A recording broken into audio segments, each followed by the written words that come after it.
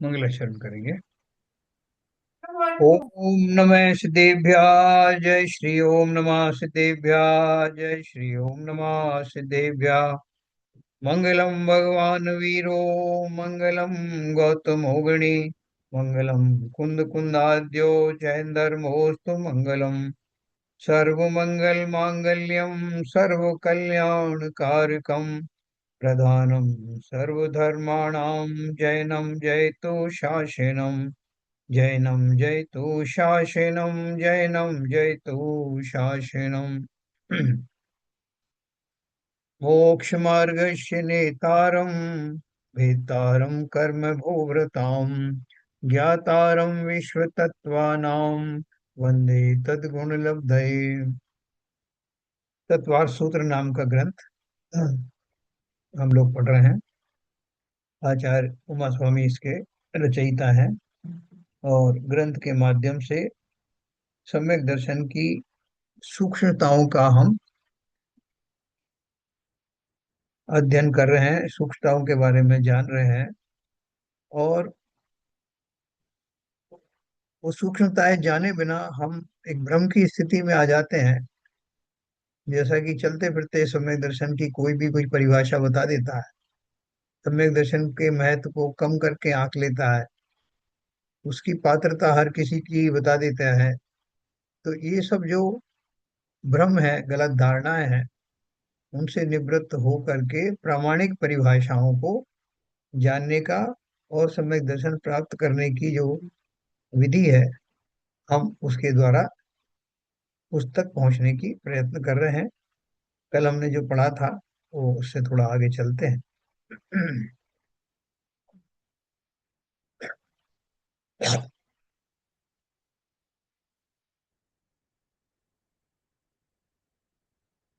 देखिए, हमने पढ़ा था सम्यक दर्शन प्रकट करने का उपाय, है ना। तो ये पैराग्राफ एक लंबा पैराग्राफ है, लेकिन इसको अपन पूरा पढ़ेंगे, अच्छे समझ में आएगा। कल अपन ने शुरू किया था, फिर से रिपीट करते हैं।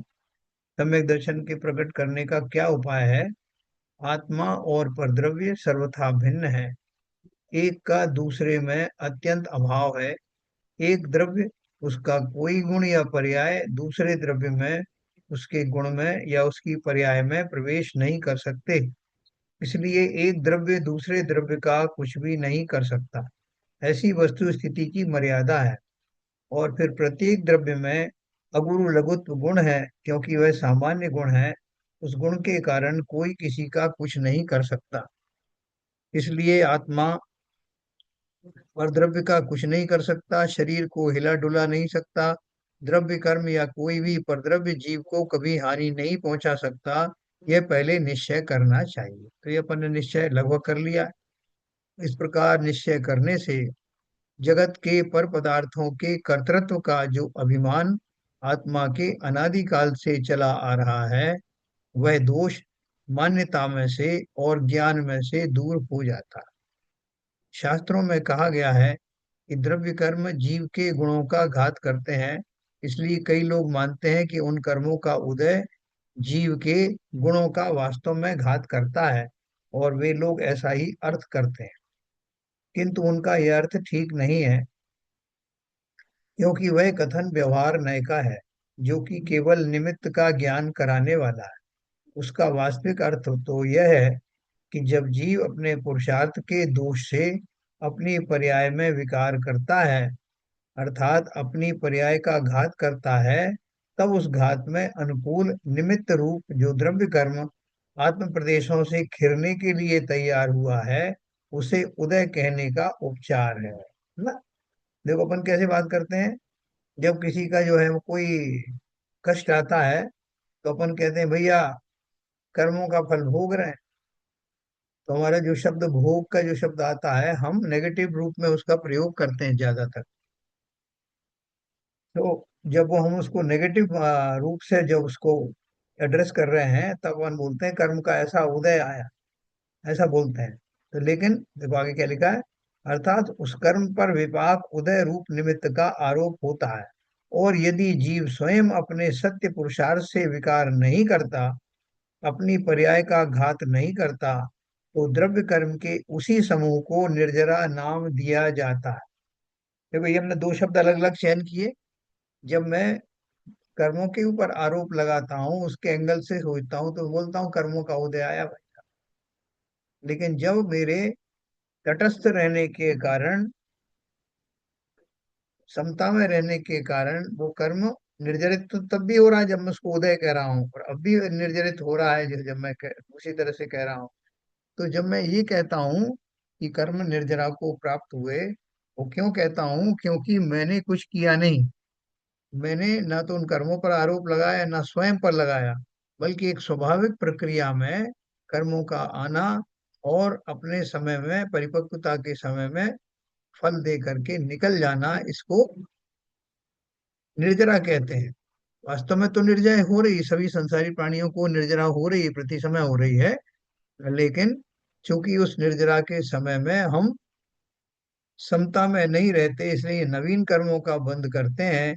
इसलिए उस घटना को हम निर्जरा नहीं कह सकते, है ना। उसको हम जो है क्योंकि कर्मों के जो भी प्रसंग आता है उदय में, हम उसको उदय कह देते हैं कि कर्मों का उदय आया। वहां हमने कर्मों को मुख्य करके कर्मों ने किया ऐसा मान लेते हैं। और यदि जीव स्वयं अपने सत्पुरुषार्थ से विकार नहीं करता, अपनी पर्याय का घात नहीं करता, तो द्रव्य कर्मों के उसी समूह को निर्जरा नाम दिया जाता है। इस प्रकार निमित्त निमित्तिक संबंध का ज्ञान करने मात्र के लिए उस व्यवहार कथन का अर्थ होता है। यदि अन्य प्रकार से अर्थ किया जाए तो इस संबंध में के बदले कर्ता कर्म का संबंध मानने से मानने के बराबर होता है। अर्थात उपादान निमित्त निश्चय व्यवहार एक रूप हो जाता है। अथवा एक और जीव द्रव्य और दूसरी ओर अनंत पुद्गल द्रव्य हैं, तो अनंत द्रव्यों ने मिलकर जीव में विकार किया है, ऐसा उसका अर्थ हो जाता, जो कि ऐसा हो नहीं सकता। यह निमित्त नैमित्तिक संबंध बताने के लिए कर्म के उदय ने जीव पर असर करके हानि पहुंचाई, उसे परिणमित किया, इत्यादि प्रकार से उपचार से कहा जाता है ना। अपन बोलते हुए सारी पूजन भी इसी अर्थ में लिखी हुई है, वार्तालाप भी करते हैं, साहब उसका कोई अशुभ कर्म का उदय आया इसलिए ऐसा हो गया। तो हम क्या मान्यता रखते हैं? ऊपर ऊपर से क्या, हम तो गहराई से यही मानते हैं। तब कोई कर्म का उदय आया और उस उदय के कारण से उसके ऊपर में ये अत्याचार हुआ, ये उसके ऊपर में उपसर्ग आया, तो फला कर्मों के नाम हम ले देते हैं। तो वास्तव में ना तो कर्मों में ताकत है और ना उनको ज्ञान है, लेकिन उन परिस्थितियों को हम कर्म के ऊपर मढ़ देते हैं। तो परिस्थितियां वास्तव में क्या है? मैंने ही उन परिस्थितियों का निर्माण कुछ समय पूर्व किया होता है। वर्ष भी हो सकते हैं, कई भाव भी हो सकते हैं। और जब उसका मैच्योरिटी काल आता है, परिपक्वता काल आता है, तो तदनुसार जिन परिस्थितियों में मैंने वो काम किया था, वो परिस्थितियों का निर्माण तो उदय के समय में होता है, और वही भी सब मेरे ऊपर घटित होता है। तो ये ऑटोमेटिक सिस्टम है प्रकृति का। और वो जो उदय में कर्म हम आए हैं ऐसा कहते हैं, वो वास्तव में उस घटना का सूचक है जो हमने पहले कभी की हुई होती है। तो कर्म ने कुछ नहीं किया, ये सब मेरा ही किया धरा आया है। किंतु उसका यदि उस शब्द के अनुसार ही अर्थ किया जाए तो वह मिथ्या है। मतलब कर्मों ने मुझे, मेरा घात किया, मेरे स्वभाव का घात किया, ये सब जो उपचार के कथन है। इस प्रकार सम्यक दर्शन प्रकट करने के लिए पहले स्वाद्रव्य परद्रव्य की भिन्नता निश्चित करनी चाहिए, और फिर क्या करना चाहिए सो कहते हैं, है ना। सबसे पहले क्या करना है? भेद विज्ञान करना ना। वेद विज्ञान क्या करना है? जब एक द्रव्य दूसरे द्रव्य का कुछ नहीं कर सकता, तो मैं कौन सा द्रव्य हूँ? मैं इस तरफ हूँ या उस तरफ हूँ? मैं स्वद्रव्य हूँ, और मेरे अतिरिक्त जितने द्रव्य हैं वो सब परद्रव्य हैं। इस प्रकार सम्यक दर्शन प्रकट करने के लिए पहले स्वद्रव्य परद्रव्य की भिन्नता निश्चित करनी चाहिए, और फिर क्या करना चाहिए सो कहते हैं। स्वद्रव्य और परद्रव्य की भिन्नता निश्चित करके परद्रव्यों पर से लक्ष्य छोड़कर स्वद्रव्य के विचार में आना चाहिए। वहां आत्मा में दो पहलू हैं, उन्हें जानना चाहिए। एक पहलू आत्मा का प्रति समय त्रिकाल अखंड परिपूर्ण चैतन्य स्वभाव रूपता द्रव्य गुण पर्याय में वर्तमान पर्याय को गौण करने पर है। आत्मा का यह पहलू निश्चय नय का विषय है। इस पहलू को निश्चय करने वाले ज्ञान का पहलू निश्चय नय है। आपने वो एक वो देखा होगा ना, एक पटाखा होता है जो आतिशबाजी में काम आता है। तो उसको जब वो उसमें आग लगाते हैं, चालू करते हैं, तो उसमें पहले से निश्चित किया हुआ है कि इतने ऊपर तक जाएगा, उतने ऊपर जा करके वो रोशनी देगा, तरह तरह की वो किरणें, कहीं फूल बनाएगा आकार में। वो ये सब करने के बाद में फिर उसमें एक धमाका होगा और वो समाप्त हो जाएगा। तो ये उसमें एक पर्याय भरी हुई है।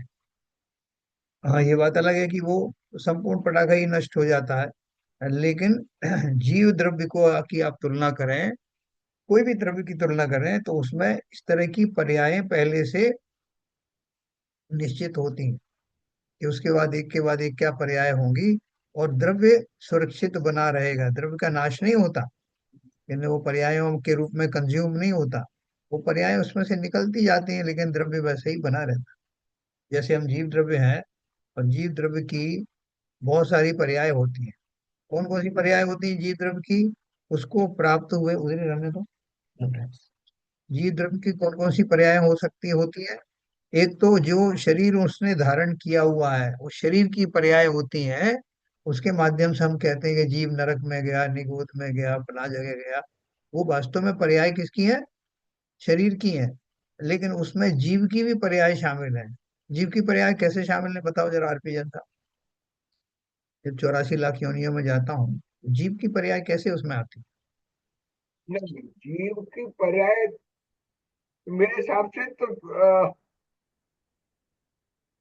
कुछ अपना एक नहीं, स्पष्ट नहीं है सब मेरे को ऐसा कुछ। है? वो सिंपल है, सर बताओ कोई भी। जैसे पर्याय पर्याय के हिसाब से उसके आत्म प्रदेश उतने उतने फैल जाते हैं, बहुत बढ़िया। और उसका और ज्ञान का उघाड़ भी उसके हिसाब से होता है, उसी पर्याय के हिसाब से होता है। बिल्कुल सिंपल बात है। ये आप कंफ्यूज हो गए हैं, ये तो आपको ही पता है। है ना? जो जीव 84 लाख योनियों में जाता है, तो उस योनियों में प्राप्त होने वाले शरीर के अनुसार उसके आत्म प्रदेश संकुचित या विस्तृत हो जाते हैं, नंबर एक। दूसरी बात, ज्ञान का उगाड़, एक इंद्री में गया तो ज्ञान कितना होगा, पंचेंद्री में गया तो कितना होगा, शनि पंचेंद्री में गया तो किस तरह से होगा। वो उसका ज्ञान का वेरिएशन भी उसके हिसाब से होता। तीसरी बात, उसकी मान्यता कैसी होती है? ये निश्चित रूप से एक इंद्री से लेकर के असनी पंचेंद्री तक जीव मिथ्या दृष्टि ही होता है। उसका जन्म सम्मूर्छन होता है, वो तो अलग है। तो वो निश्चित रूप से मिथ्या दृष्टि होता है, अर्थात उसका श्रद्धान भी फुटा होता है। और ऐसे बहुत सारी चीजें लगाएं, जैसे एक इंद्रिय जीव को जो कर्म फल चेतना बनी रहती है, इसका अर्थ है कि वो उसका पुरुषार्थ जो है नगण्य होता है। वो कुछ उन परिस्थितियों में आने वाले संकटों से निपटने का कोई उपाय सोच नहीं पाता। तो इसलिए कर्मफल चेतना का अधीन होता है। ऐसी बहुत सारी चीजें हैं। जो शरीर इंडिपेंडेंट हो गया, और बाकी के जो उसके अनंत गुण है, उन अनंत गुणों की पर्याय भी बदलती है। तो ये दोनों चीजों को निमित्त नैमित्तिक संबंध है। लेकिन जीव जो ज्ञानी हो गया, जैसे आप हो गए हो, वो सब ये समझने लग गए हैं कि कर्मों का इसमें कुछ लेना देना नहीं। जीव को जब जिन पर्यायों से होके गुजरना पड़ता है, जीव की जब जब जो जो पर्याय होती हैं, उसमें उसका अपना ही तत्कालिक योगदान रहा, पुरुषार्थ रहा। और कर्म तो मात्र निमित्त रहे। जैसे मेरा निश्चित हो गया, मुझे अभी बहुत अच्छा ज्ञान मिला हुआ है। ज्ञान के फलस्वरूप हम अपना स्वरूप जान सकते हैं, स्वाध्याय कर सकते हैं।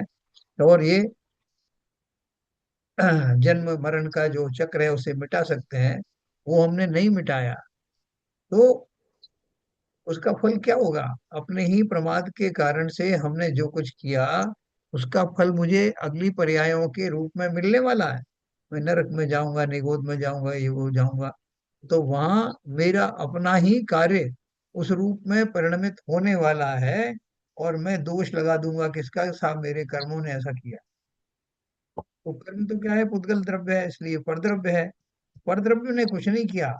इतना अवश्य है कि जब मेरा वो उस तरह का भवितव्य बन गया, उस समय उन कर्मों का भी वहां पर उपस्थिति रहती है। इसे निमित्त नैमित्तिक संबंध है। तो ये अपन ने पढ़ा कि सबसे पहले तो अपन ये निश्चित करें और निश्चिंत हो जाएं कि एक द्रव्य दूसरे द्रव्य का कुछ नहीं करता, और मैं एक द्रव्य हूँ, वो भी कौन सा द्रव्य, नोबल द्रव्य हूँ, शानदार द्रव्य हूँ, जिसका कभी कोई बाल बांका होता नहीं, कभी उसे कोई ऐसा डैमेज होता ही नहीं, किसी भी तरह का डैमेज नहीं होता। तो इसलिए निश्चिंत हो जाओ कि मैं कभी मरूंगा नहीं, मैं कभी नष्ट नहीं होऊंगा, मैं कभी दुखी भी नहीं होऊंगा। बोले साहब ये बात तो आप गलत कह रहे हो, दुखी तो हम रोज होते हैं। तो दुखी किस वजह से हो रहे हैं, देखो इसका नीचे उत्तर दिया हुआ है कि क्या क्या उत्तर आना चाहिए। स्वद्रव्य और परद्रव्य की भिन्नता निश्चित करके परद्रव्यों पर से लक्ष्य छोड़कर स्वद्रव्य के विचार में आना चाहिए। वहां आत्मा में दो पहलू हैं, उन्हें जानना चाहिए। एक पहलू आत्मा का प्रति समय त्रिकाल अखंड परिपूर्ण चैतन्य स्वभाव रूपता द्रव्य गुण पर्याय में, यानी वर्तमान पर्याय को गौण करने पर है। आत्मा का यह पहलू निश्चय नय का विषय है। इस पहलू को निश्चय करने वाले ज्ञान का पहलू निश्चय नय है। यानी जब मैं कहता हूँ ना कि मैं अखंड हूँ, मैं जन्म मरण से रहित हूँ, मेरा बाल बांका नहीं होता, मैं अखंड हूँ, मैं सदा सुखी हूँ, तो किस अपेक्षा से बोलते हैं, किस नय से बोलते हैं? उस नय का नाम क्या है भाई संजय प्रकाश? जी हाँ, इसी में सर लाइन, इसी में तो लिखा है। हम्म, ये अखंड सर मतलब अपने स्वभाव में जैसे आ रहे हैं, हूँ ऐसा करके लिए बोलता हूँ, तो अपने आत्मा के हिसाब से बोलता हूँ। हाँ, ये तो लिखा ना। जी। एक पहलू मतलब एक एस्पेक्ट आत्मा का प्रति समय त्रिकाल अखंड परिपूर्ण चैतन्य स्वभाव रूपता द्रव्य गुण पर्याय में है। आत्मा का यह पहलू निश्चय नय का विषय है ना। निश्चय नय से मैं एक अखंड त्रिकाल स्वभाव वाला और सदा सुखी रहने वाला जीव द्रव्य हूँ। ये निश्चय नय का कथन है। निश्चय नय का कथन क्यों है? निश्चय ने क्यों कहा है इसमें? इसमें निश्चितता, निश्चितता है ना, ऐसा ही है, वास्तव में ऐसा ही है। वास्तव में तो निश्चय नय से सभी द्रव्य ऐसे ही हैं। कैसे हैं? या आत्मा का लिखा है ना, आत्मा का प्रति समय त्रिकाल अखंड परिपूर्ण चैतन्य स्वभाव, वह चैतन्यता निकाल दो, बाकी के सारे जो गुण हैं, निश्चय नय से सभी द्रव्यों में वो गुण पाए जाते हैं। उद्गल भी ऐसा ही है।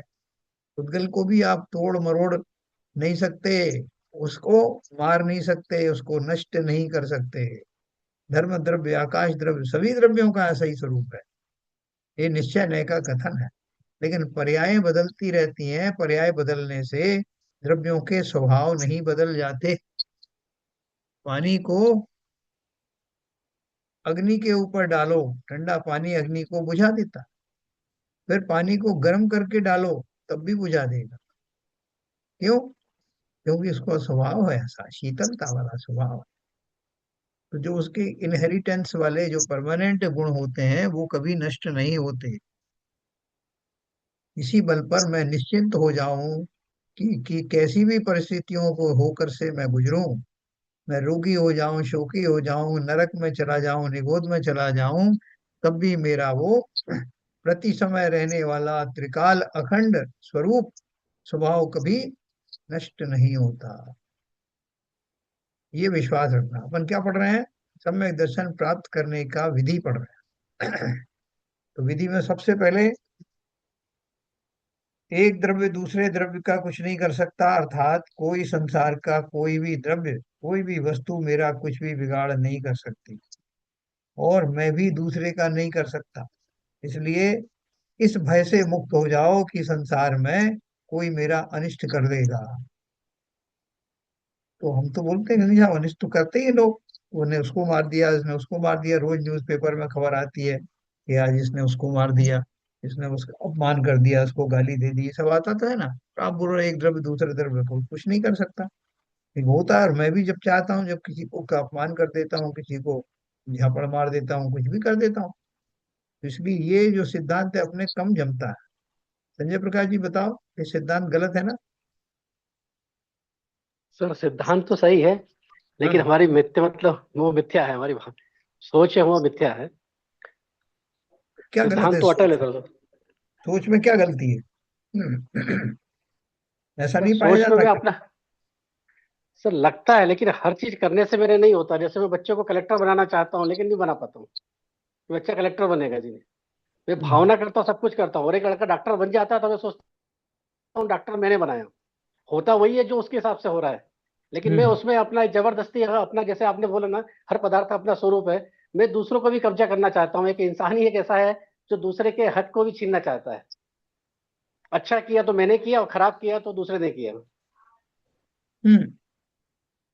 वास्तव में आपका कहने का अर्थ ये है कि हर एक ये द्रव्य की अपनी उपादान शक्ति है, उस जी जी उपादान शक्ति के कारण से ही वो कार्य होते हैं जी ना।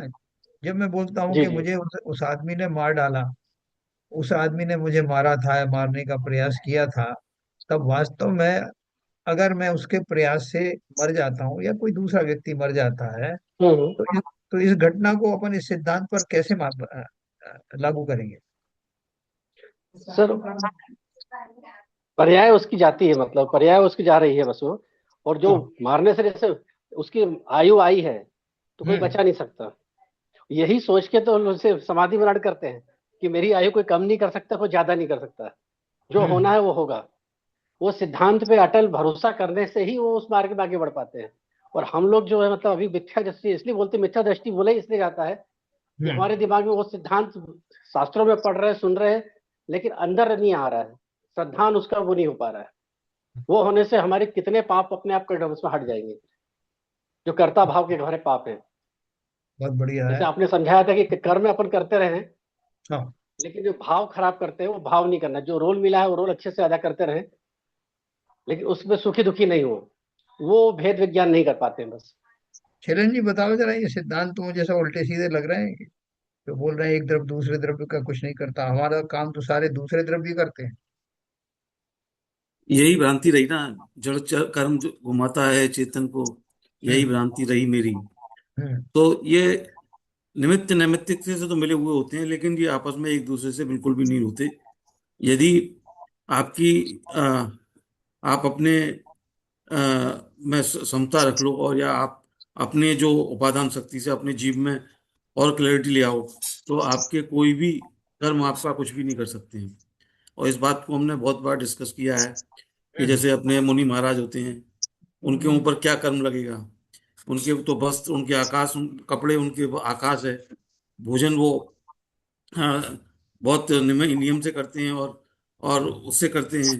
और वो उनके पास में कोई प्रज्ञा नहीं है, तो उनका कर्म क्यों नहीं बिगड़ता? उनको कर्म का कोई क्यों नहीं आता? आते होंगे, ऐसा नहीं है, लेकिन वो उसमें रागी द्वेषी नहीं होते हैं, और वो अपने आगे बढ़ते हुए चले जाते हैं। तो ये बात तो पूरा शास्त्री मोक्ष शास्त्रो, ये अपना तत्वार्थ सज्ञा बहुत। सज्ञानम, ये तो पूरा उसी के ऊपर ही है। हम्म। तो आपका कहने का अर्थ ये है कि सिद्धांत तो अपनी जगह पर सत्य है, न केवल आत्म द्रव्य के ऊपर बल्कि छहों द्रव्य के ऊपर यह सिद्धांत लागू होता है। बिल्कुल। लेकिन जीवों की और दूसरे द्रव्यों की जो पर्याय बदलती हैं, वो पर्याय उनका स्वभाव है। प्रत्येक द्रव्य के अंदर में उत्पाद, व्यय और द्रव्य नाम के तीन लक्षण होते हैं। उत्पाद का अर्थ है नई पर्याय का उत्पन्न होना, व्यय का अर्थ है पुरानी पर्याय का खिर जाना, और ध्रुव का अर्थ है कि द्रव्य का वैसा की वैसा बना रहना, उसका नष्ट नहीं होना, सदा काल, तीनों काल एक जैसा रूप उसका बना रहे, उसके गुण उसमें से कोई बाहर जाए नहीं, अगुरु लघुत्व गुण के अनुसार। तो ये सिद्धांत लागू होता है जो पर्याय हम देखते हैं कि इसने उसको मारा, इसने उसका अपमान किया, वो सब जो है वो निमित्त नैमित्तिक संबंध है, जिसमें नैमित्तिक तो मैं हूँ, जिसकी वो पर्याय बनी, जिसके ऊपर वो घटित हुआ, और निमित्त वो है जिसको मैंने बोला कि उसने मारा, उसने ये किया, है ना। वो उस घटना के समय में मौजूद रहते हैं, उस उन पर अनुकूलता का आरोप लगाया जाता है, लेकिन वास्तव में घटना घटित उपादान शक्ति से होती है। उस द्रव्य की, उस समय की घटना ऐसी ही होनी थी, इस कारण से वो होती है, और इसलिए आज परद्रव्यों को कोई दोष नहीं दिया जाना चाहिए। आज और सुबह न ही उन विद्या विद्या नंजी मुनि जो अपने अभी जिनको वर्धमान सागर महाराज। वर्धमान सागर जी के शिष्य थे, उनको अभी आचार्य की पदवी मिली है, तो उनका शास्त्र हो रहा था। तो हाँ, उन्होंने बताया कि 500 ऐसे मुनि जिनको कोलू में पेल दिया गया और जो निर्वाण को प्राप्त हुए, उसमें से कुछ स्वर्ग को गए, कुछ जिनका जिनका कल्याण हो गया। तो उनकी पूरी स्टोरी सुनाई थी उन्होंने कि किस तरीके से कर्म बने थे। तो जो तो अल्टीमेटली जो कर्म, जो असंख्य वर्ष थे, वो कुछ कर्म ऐसे चल रहे थे जिसके लाइक जैसे, वो काफी बड़ी कहानी है तो मैं यहाँ शॉर्ट करता हूँ। तो वो उनका कहना यही था कि जो कर्म थे, उन्होंने तो काम किया, लेकिन उससे कुछ फर्क नहीं पड़ा। उससे तो काफी जो मुनि जो निर्माण को हो गए, उनको मोक्ष हो गया और काफी स्वर्ग में चले गए। हम्म,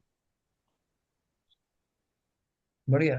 तो देखो बात यह है कि अभी अपन इस सिद्धांत को अच्छे से समझ लें। अब वो सिद्धांत के ऊपर हमारा कितना विश्वास है, कितना विश्वास बन पाता नहीं बन पाता, उसके ऊपर निर्भर करेगा कि हमारे व्यवहार में कुछ परिवर्तन आया या नहीं। सिद्धांत पर अगर विश्वास होगा तो हमारा व्यवहार पूरा बदल जाएगा, और नहीं होगा या आधा अधूरा होगा तो उतना ही थोड़ा बहुत चेंज आएगा। लेकिन बिल्कुल भी नहीं, समय को लगा कि ये साहब ये कहने की बात है, शास्त्रों में कुछ और कहा जाता है, एक्चुअल में कुछ और है। तो अपन इस चर्चा में सारे जो गलतफहमियां उनको निकालेंगे। आज अपन ये भी जानेंगे कि मंत्र तंत्र आदि, पूजन पाठ आदि, धार्मिक अनुष्ठान आदि के द्वारा होने वाले वो चमत्कार, वो क्या है, उन्हें कौन करता है, और अगर होता है तो वो परद्रव्य हैं, उनसे मैं कैसे प्रभावित हो जाता हूँ, या दूसरे क्यों प्रभावित हो जाते हैं, या जिनवाणी में क्यों कहा फलाना मंत्र का जाप करो तो तुम्हारा ये सिद्धियां हो जाएंगी, इन सब का क्या अर्थ है, ये सब अपन व्यवहार न्याय का भी पूरा पूरा विवरण पढ़ेंगे। तो आपने ये निश्चय न्याय के बारे में समझ लिया। आत्मा का ये पहलू निश्चय न्याय का विषय है। इस पहलू को निश्चय करने वाले ज्ञान का पहलू निश्चय न्याय है। दूसरा पहलू, पहलू का मतलब एंगल, अपेक्षा। दूसरा पहलू वर्तमान पर्याय में दोष है, विकार है, अल्पज्ञता है, यह निश्चय करना चाहिए कि साहब मैं भगवान स्वरूपी आत्मा हूँ, तो मुझे दिख तो रहा ही नहीं भगवान जैसा कोई भी चीज मेरे अंदर कहाँ है। न मेरे अंदर में वैसा बल है, न वैसा सुख है, न मेरी दृष्टि में सबसे व्यापकता है। तो फिर ये सब कैसे बोल रहे हो आप। जो निश्चय नय में जो कथन किया है, उसको उन्होंने चैलेंज किया। अभी तो क्या चैलेंज किया है कि वर्तमान पर्याय में तो मुझे दोष दिखाई दे रहा है, मैं विकारी हूँ, अल्पज्ञ हूँ, ज्ञानी भी नहीं हूँ उतना। यह पहलू व्यवहार नय का विषय है।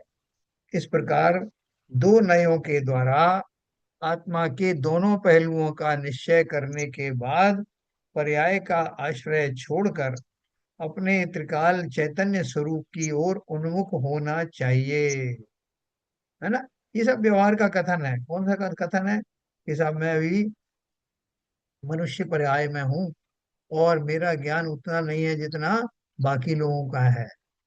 मेरे को बात भी जल्दी समझ में नहीं आती, मैं उतना धनाढ़ भी नहीं हूँ जितने और लोग हैं, और बहुत सारी चीजें हैं, बहुत सारे अभाव मैंने देखे हैं, मेरा मकान भी उतना बड़ा नहीं है। ये सारी चीजें हम पर्याय की तरफ से देखते हैं, जिसे व्यवहार ने कहा। लेकिन व्यवहार ने इन पर्यायों के होते हुए भी मेरा जो अपना स्वभाव है वो वैसा ही का वैसा इंटैक्ट बना हुआ है, उसमें कुछ परिवर्तन नहीं है। खाली मेरी मान्यता में विकार है ना। जैसे अपन वो रिक्शे वाली कहानी बताते हैं ना, कि उसको, वो रिक्शा चला रहा, फटे हाल है कपड़े, उसको मालूम नहीं कि उसके पिताजी ने इतने करोड़ रुपए बैंक में उसके नाम पे छोड़े हुए हैं। तो उसकी जो गलतफहमी या भ्रम है या अज्ञान है, उसके कारण वो करोड़पति है, करोड़पति नहीं है। और जैसे ही उसका भ्रम टूटता है तो वो करोड़पति बन जाता है, रिक्शे पे बैठे बैठे ही बन जाता है, पैसा हाथ में आया नहीं तब भी बन जाता है। तो ये मान्यताओं का भ्रम है। तो इन्होंने क्या बोला, इस प्रकार दो नयों के द्वारा आत्मा के दोनों पहलुओं का निश्चय करने के बाद पर्याय का आश्रय छोड़कर अपने त्रिकाल चैतन्य स्वरूप की ओर उन्मुख होना चाहिए, है ना।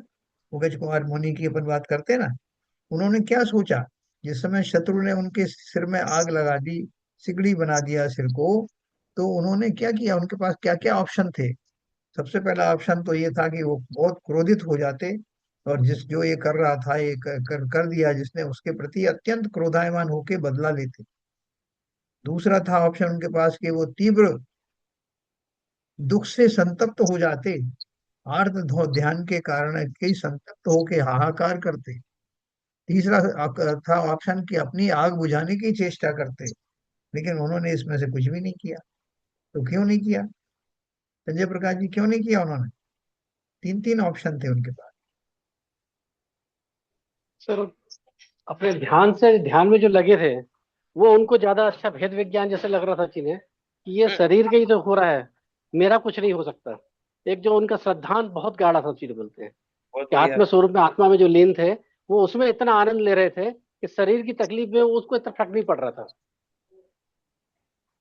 जब ऐसा। स्वभाव में आता है, स्वभाव में तो हाँ उसमें ऐसा मतलब, हम लोग पढ़ते और सुनते ही सब चीजें, अपने खुद को आज तक फील नहीं कर पाए। जिस दिन फील कर रहे हैं कि हम भी उस मार्ग में चल देंगे, हाँ हाँ हाँ हाँ। वो फीलिंग नहीं आता चीज, बस वो फीलिंग थोड़ा सा, ये भेद विज्ञान चीज है। और हम लोग कई बार वही कहते हैं, इसे महाराज जी का हुआ था, सिगड़ी सिर पे सिगड़ी रखा था। हम सोचते हैं कि ये मेरा कर्म है तो मुझे करना चाहिए, वही कर्म है मुझे कितना करना चाहिए और कितना मुझे नहीं करना है। जैसे को मुनीम वाला जो आप बताते हैं चीजें, कि मैं अपना हाँ कार्य तो करूं, हाँ मुझे उस कार्य मतलब कैसा लगता है कि मुझे हटाना चाहिए, बचना चाहिए था, ठीक है, उसके प्रति क्रोध नहीं करूं मैं, हाँ। लेकिन बच के सिगड़ी गिरा सकता था मैं से उसमें। क्या विपुल जी, वो लेकिन वही, अपन भी छोटी मोटी सिगड़ी तो जलवा ही लें। हाँ जी सर, सिगड़ी तो जली रही है, उसमें हम राग द्वेष ना करें, उसकी प्रैक्टिस करें, वही है। सिगड़ी तो छोटी मोटी फॉर्म में जली रही है, राग देश की हमारे सिगड़ी जल व्यवहारिक रही है जीवन ना, में। हाँ जी। राग देश की सिगड़ी निरंतर जल रही। शुभ और अशुभ की ज्वाला में झुलसा है मेरा अंतस्थल, शीतल समकित किरणें फूटे, संवर से जागे अंतर्बल। देखो, शुभ और अशुभ दोनों का ही बोल दिया उन्होंने। मैं जल रहा हूँ शुभ और अशुभ दोनों से, यही दो तो दशाएं हैं। तीसरी वाली दशा तो मेरी आई नहीं, जो गज कुमार मुनि की थी। मैं इन्हीं दोनों पार्टों के बीच में निरंतर जलता रहता हूँ। शुभ भी मेरे लिए आतप के समान ही है जैसा अशुभ है। शुभ के उस भाव में, शुभ की मौजूदगी में, भोगों को भोगने की ज्वाला, उन व्याकुलताओं में तड़प रहा हूं। और अशुभ की ज्वाला तो प्रसिद्ध है ही। तो इसलिए उन्होंने क्या क्या शब्द लिखा है उसमें, ये 12 भावनाओं में आता है उनकी, क्या इनकी पूजन जो है, पहली पूजन में जो 12 भावना दी है ना, उनका प्रतीक है ये। शुभ और अशुभ की ज्वाला से झुलसा है मेरा अंतस्थल। तो क्या चाहते हो? शीतल समकित, समकित माने सम्यक दृष्टि वाला, शीतल समकित किरणें फूटे, संवर से जागे अंतर्बल। तो जैसा भी ये संजय प्रकाश जी बोल रहे हैं कि वैसा अंतर्बल जब मेरे अंदर आ जाएगा, तत्वों पर जैसा बताया वैसा ही विश्वास हो जाएगा, और अपने स्वरूप की जिस दिन पहचान हो जाएगी, उस दिन मैं भी गजकुमार बन जाऊंगा। अभी क्यों नहीं बन पा रहा हूं? क्योंकि ये प्रतीति मुझे नहीं हो रही है। भले ही मैं अपना स्वाध्याय आदि में बैठ करके अपना अनुमोदन तो करता हूं इन सब सिद्धांतों के, लेकिन उनके प्रति वैसा श्रद्धा भाव जागृत अभी हुआ नहीं। संकल्प अभी तक अधूरा है। तो अपन ये बात कर रहे हैं। दूसरी बात क्या बताया उन्होंने, ये दो नए होगा ये तो अपन ने जान लिया। दो नयों में से व्यवहार नए के बारे में तो, जिससे हमारा बहुत पाला पड़ता है, लेकिन उसके बारे में हम ठीक से जानते नहीं। व्यवहार नए के बारे में भी ठीक से नहीं जानते। निश्चय ने तो अपन बोलते हैं साहब किसने देखा है कि आत्मा में ये सब है, लेकिन व्यवहार में तो देख रहे हो ना। व्यवहार में मैं ये सोचता हूँ कि मैं सुबह सुबह बैठा था, फलाना आदमी का फोन आ गया, उसने मेरे का मूड खराब कर दिया और मैं दुखी हो गया। तो एक द्रव्य ने दूसरे द्रव्य को दुखी कर दिया। फिर थोड़ी देर बाद किसी और का फोन आया और मैं, उसका फोन जरा अच्छा वाला था तो मैं सुखी हो गया। तो सब जगह तो यही हो रहा है कि दूसरों के हाथ में मेरा कंट्रोल है, रिमोट कंट्रोल है। लेकिन जब मैंने इसको बहुत गंभीरता से सोचा कि क्या मेरा रिमोट कंट्रोल दूसरों के हाथ में है, वो जब चाहे जब मुझे दुखी कर दें, जब चाहे जब मुझे सुखी कर दें। जब गहराई से विचार किया तो मालूम पड़ा कि ऐसा नहीं है। ये मेरी मान्यताएं, खोटी मान्यताएं हैं कि कोई कोई मुझे मुझे सुखी दुखी कर सकता। बोले ये तो प्रत्यक्ष देख रहे हैं। क्या विपुल जी, ये अपन दुखी सुखी नहीं करते क्या जीव जीव? उस समय क्या चिंतन करें, बताइए। उस समय यही चिंतन करना चाहिए कि अ, ये जो अवस्था बन रही है सुखी और दुखी होने की, ये मेरे कर्मों का फल है।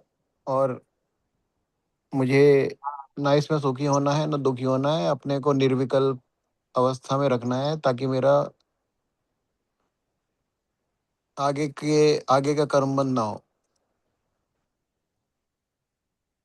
नहीं, मगर इतना मात्र सोच लेने से कि कोई आदमी अभी अब देखता हूँ कोई फोन करेगा तो कुछ भी कर ले, मैं दुखी नहीं होऊंगा, ऐसा ऊपर से संकल्पित हो जाने से काम चल जाएगा क्या? ऊपर से तो नहीं होगा सर, वो तो अंदर से उस तरह का उस तरह की सोच, उस तरह का विचार, उस तरह की श्रद्धा, उस तरह का प्रैक्टिस होनी चाहिए। खाली सोच लेने से मुझे सुखी नहीं होना है या मुझे दुखी नहीं होना है, उससे नहीं होगा। वैसा अंदर से भाव ऐसे ही आने चाहिए, उसकी प्रैक्टिस करनी पड़ेगी। यानी वो संबल क्या है, वो कौन सा आलम्बन है जिसके बल पर मैं सुखी दुखी नहीं हूं? आलम्बन क्या है? वो सोच क्या है? खाली ये नहीं सोचना मुझे दुखी नहीं होना, सुखी नहीं, क्यों नहीं होना दुखी सुखी? वो जो आलम्बन है, मुख्य आलम्बन है, उसकी बात बताओ। आत्मा का स्वरूप, हाँ। जब आत्मा का स्वरूप समझूंगा मैं, हाँ। तब इन सुख दुख से दोनों से दूर होऊंगा। मेरा जैसे अपन ने पहले पढ़ा ना, पहला वाला पहलू पढ़ा कि मैं शांत निराकुल चेतन हूँ, मेरा कभी कुछ अनिष्ट कोई कर नहीं सकता। जो मेरी मान्यताएं हैं उसके कारण मैं दुखी हो रहा हूँ। फोन किया तो किसने फोन किया? एक जो है परद्रव्य ने किया, परद्रव्य के द्वारा किया, परद्रव्य को किया, आत्मा को नहीं किया। इस सब में तो पर ही थे। और मैं तो कौन हूँ? तो अपने गुणों को की समीक्षा करने के बाद जब मैं, है, उस पहलू पर विचार करता हूँ कि वास्तव में मुझे कोई दुखी कर नहीं सकता, ये तो सब विकारी अवस्था मेरे अपने पुराने कर्मों के हिसाब से या दशाओं में होने वाला था, भवितव्य के अनुसार होना था, काल अवधि के हिसाब से होना था, वो ऐसा परिणमित हो रहा है। लेकिन वास्तव में मेरा जो त्रिलोकी स्वभाव है उसमें कुछ भी फेरबदल हुई नहीं। तो जैसा अभी विपुल जी ने बताया कि ये कंटिन्यूअस प्रैक्टिस के द्वारा हम इस सिद्धांत को ऐसा लागू करें कि मेरा कुछ फर्क ही नहीं पड़े। जैसे कि आपको किसी ने कह दिया कि वो आपका जो जो नाम है उस नाम के बजाय कोई और नाम से आपको पुकारा कि भैया दूर हट जाओ, ये तुम्हारा सामान यहाँ पड़ा है, इसको हटा लो, और ये तुम्हारी टिकट पे हम कैंसिल कर रहे हैं। कुछ भी बात कर रहा है, आपका नाम ना लेकर किसी और का नाम लेके बोल रहा है, तो आप उससे घबराओगे क्या? कुछ एक्शन लोगे क्या? नहीं लोगे। क्यों? आपसे बोलेंगे साहब इतनी देर से अनाउंसमेंट हो रहा है, आप कुछ कर ही नहीं रहे हो।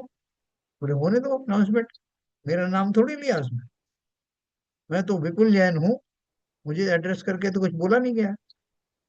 तो जिस तरह से इस विश्वास के कारण आप निश्चिंत रहते हो कि ये उद्बोधन किसी और के लिए है, मेरे लिए नहीं है, इसलिए मुझे इससे भयभीत होने की आवश्यकता नहीं, ठीक उसी प्रकार से जब मैं लगातार अभ्यास के द्वारा ये सुनिश्चित कर लूंगा कि मैं आत्मद्रव्य हूँ, संसार की कोई घटना मुझे प्रभावित नहीं कर सकती, तब मैं अपने आप को इसी जगह पर पाऊंगा। लेकिन ये विश्वास लाने के लिए जल्दी करो ना। बोले जल्दी क्यों करें? बोले जितनी जल्दी करोगे उतनी जल्दी इस अभ्यास के फलस्वरूप हमें निश्चिंतता प्रकट होगी। इसी का नाम सम्यक दर्शन है।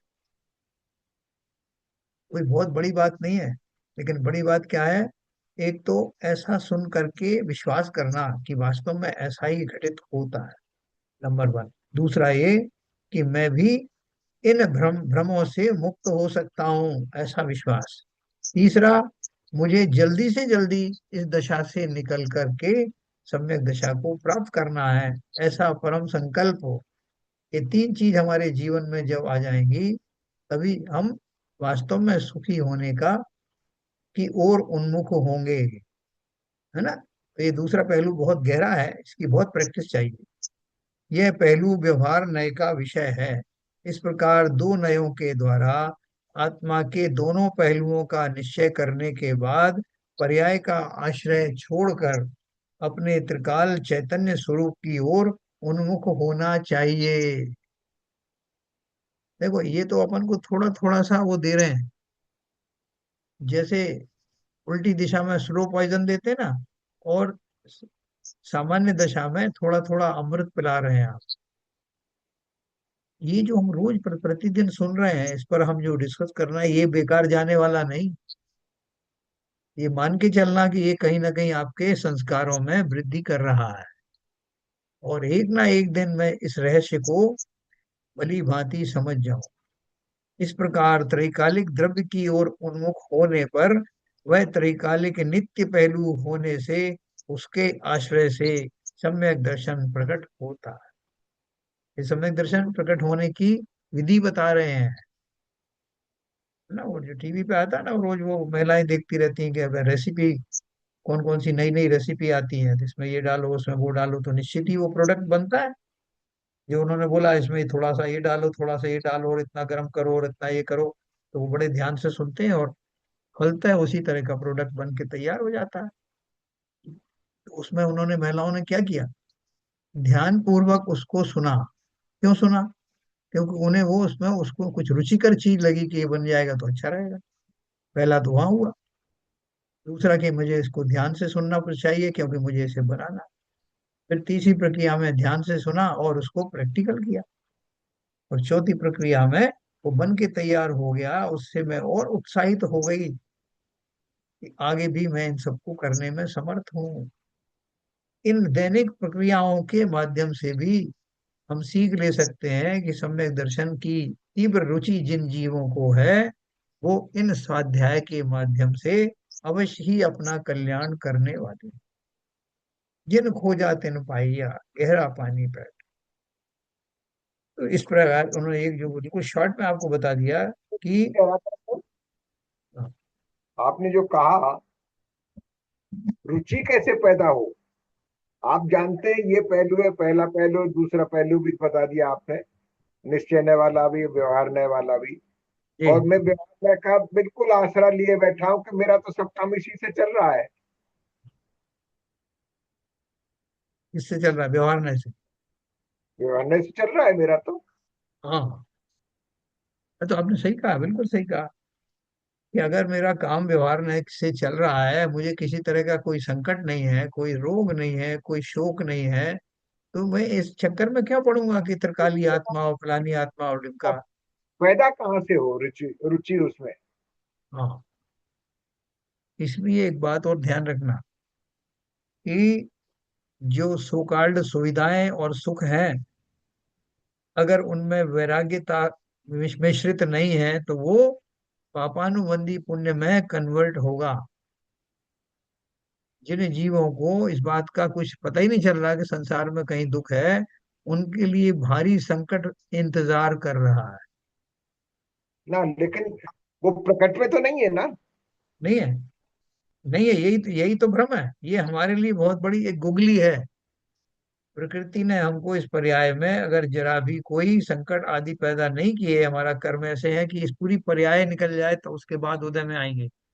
आते तो है ना, प्रति समय आ रहे हैं, इतने लेकिन पुण्य भवों का में उदय चल पुण्य का इतने उदय भवों चल रहा है ना। उदय आ रहा है तो कौन सा आ रहा है? पुण्य का आ रहा है। तो पुण्य का उदय आने पर भी वो जीव सदा निश्चिंत नहीं रह सकता। आपने कहा है ना, पुण्य उदय जिनके तिनके भी नाही सदा सुख दाता, सुख साता।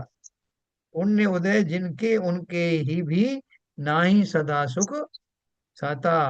आगे की लाइन मुझे याद नहीं है, तो उसमें ये लिखा है कि संसार में जो कुछ भी घटित होता रहता है, कभी भी कोई निश्चिंत नहीं रहता।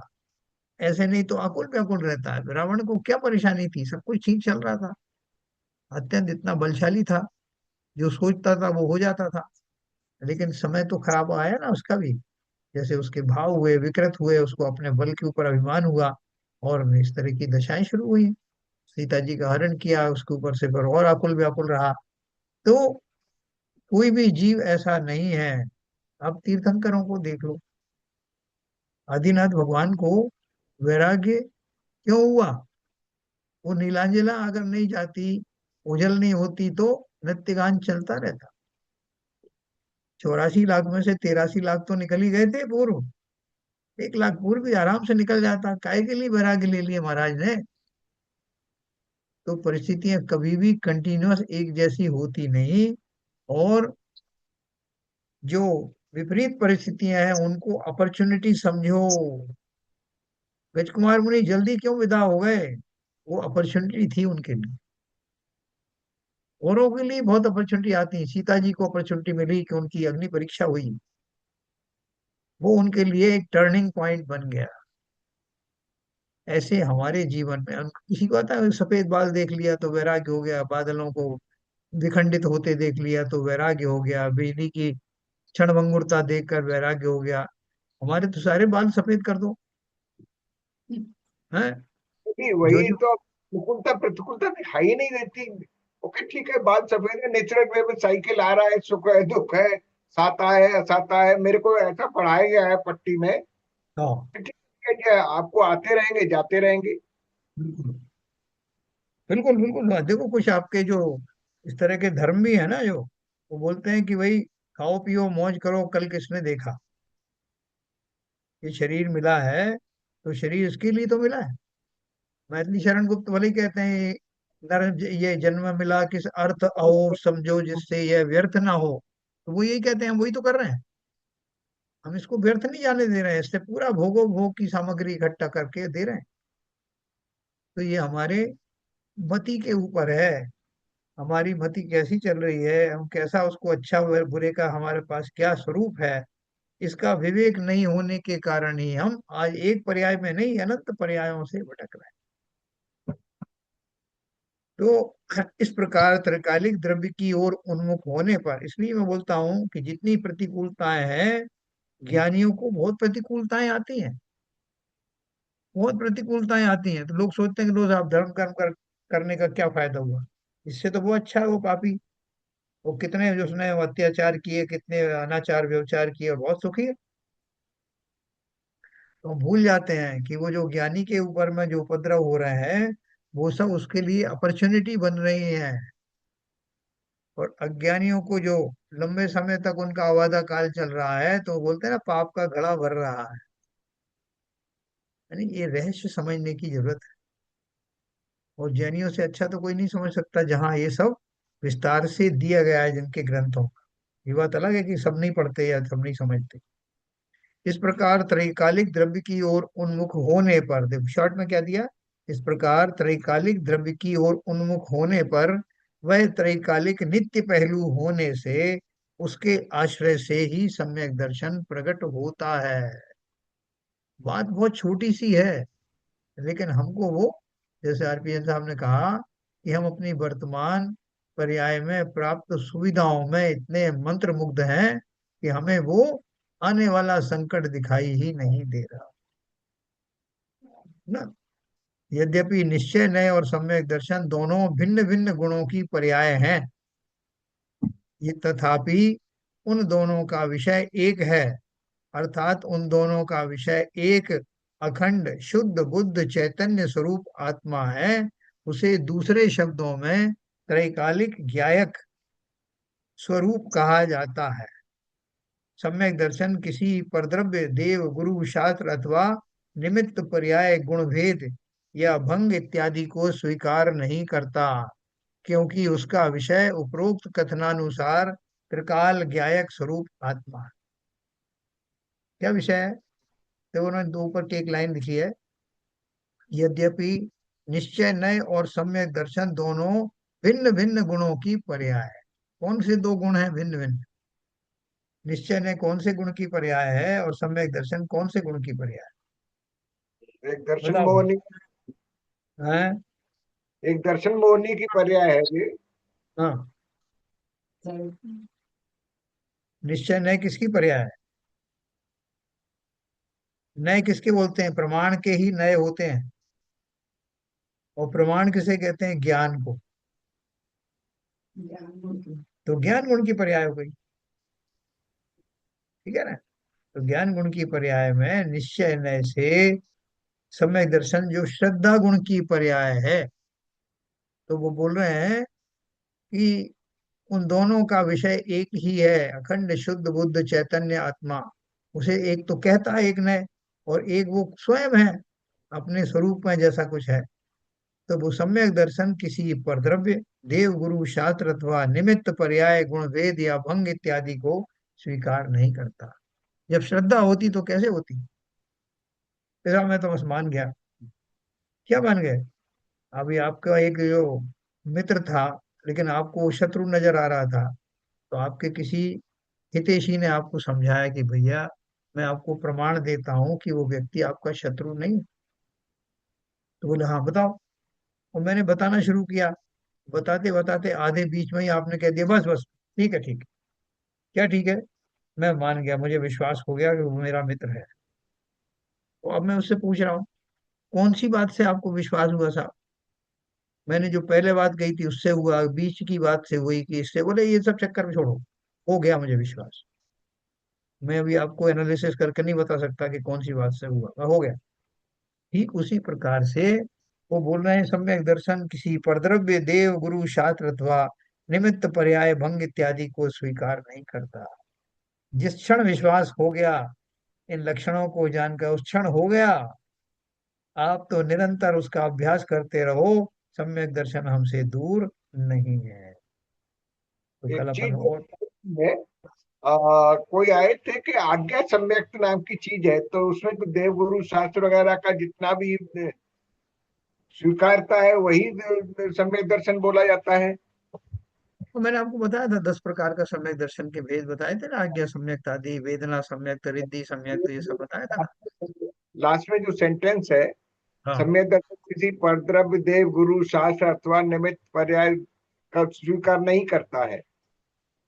इसका अर्थ ये है कि जिस समय वो चिंतन में आता है, उसके पहले तो निमित्त हो सकते हैं बहुत सारे, लेकिन जब वो चिंतन करता है कि मैं ऐसा हूं, उस चिंतन के समय में वो ये एक अनुभूति है ना, इसलिए वो अनुभूति के समय में सारे जो निमित्त आदि हैं बाहर छूट जाते हैं। जी। ओहो। जैसे मैंने आपको समझाया कि वो मित्र कह रहा पूछ रहा है कि किस वजह से हुआ आपको ऐसा विश्वास? हो गया तो मुझे नहीं पता किस वजह से हुआ, विश्वास हो गया ऐसा। ठीक है सर, तो कल अपन इसको, अब देखो एक बहुत बढ़िया बात आने वाली, कल अपन पढ़ेंगे निर्विकल्प अनुभव का प्रारंभ। जो निर्विकल्प अनुभव होता है, शब्द सुन के ही आप गदगद हो जाएंगे, कैसा निर्विकल्प आनंद होता होगा। कैसे होता है? हमको हो सकता है क्या? मुनियों के बारे में तो सुना है, हाँ हमको ही हो सकता है, हमको भी हो सकता है। कल कैसे होगा अपन इसके बारे में चर्चा करेंगे। ठीक है सर, देखो शनि शनि हम अनजाने में आगे बढ़ रहे हैं क्या? विपुल जी बढ़ रहे हैं क्या थोड़ा बहुत? हाँ जी सर, बिल्कुल बढ़ रहे हैं, क्योंकि सबकॉन्शियस माइंड में तो जा ही रही है ये सब चीजें। और कहीं ना कहीं तो वो हेल्प करेंगी। बिल्कुल करेंगे। हमारी जो रुचि वह बता रही है, हम इसको रुचि पूर्वक सुन रहे हैं, तो भले ही इस समय कुछ अप्रिशिएबल चेंज हमको नहीं लग रहा हो, लेकिन जैसा विपुल जी ने कहा, ये हमारे अवचेतन मस्तिष्क में जरूर जा रहा है, और हथौड़े की जाने चोट, अनजाने है। हथौड़े हथौड़े की चोट तो पड़ रही है। हाँ, चोट पड़ रही है, कौन सी चोट अंतिम चोट होगी पता नहीं, लेकिन हर चोट का अपना अपना महत्व है। बहुत बढ़िया। तो कल अपन फिर इकट्ठे होंगे, संजय प्रकाश जी जिनवाणी स्तुति करें। जिनवाणी माता दर्शन की बलिहारियां, जिनवाणी माता दर्शन की बलिहारियां। प्रथम देव अरिहंत मनाओ, गणधर जी को ध्याओ। कुंद कुंद आचार्य हमारे, तिनको शीस नवाओ रे। जिनवाणी माता दर्शन की बलिहारियां। योनि लाख 84 माही, घोर महादुख पायो। ऐसी महिमा सुनकर माता, शरण तुम्हारी आयो रे। जिनवाणी माता दर्शन की बलिहारियां। जाने था को शरणो लीनो, अष्ट कर्म छय कीनो। जन्म मरण मिटा के माता, मोक्ष महापद दीनो रे। जिनवाणी माता दर्शन की बलिहारियां। ठाणे श्रावक अरज करत है जिनवाणी माता। द्वादशांग 14 पूरब का, कर दो हमको ज्ञाता रे। जिनवाणी माता की बलिहारियां, जिनवाणी माता दर्शन की बलिहारियां। जिनवाणी माता की जय। जय। प्यारे सर।